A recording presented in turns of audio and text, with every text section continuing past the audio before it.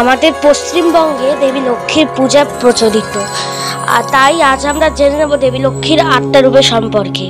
দেবী আদিলক্ষ্মী, এই দেবী চতুর্ভুজা, পট্ট ও পতাকা ধারণ করেন, আর এক হাতে বড় অভয় দেন। দেবী ধনলক্ষ্মী, এই দেবী ষষ্ঠভুজা, ঢাল, তরোয়াল, ত্রিশূল ও কলস ধারণ করে, বাকি 2 হাতে বড় অভয় দেন।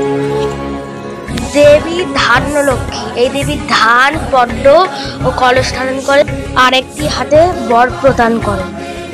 দেবী গজলক্ষ্মী, এই দেবী চতুর্ভুজা, এই দেবী 2 হাতে পদ্ম, 1 হাতে লক্ষ্মী ভান্ডার ও 1 হাতে বর প্রদান করেন।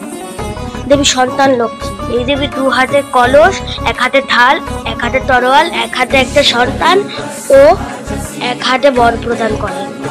বীরলক্ষ্মী ষষ্ঠভুজা, এই দেবী চক্র, তীরধনুক, শঙ্খ, কলস ও ত্রিশূল ধারণ করেন, বাকি 2 হাতে বর ও অভয় প্রদান করেন।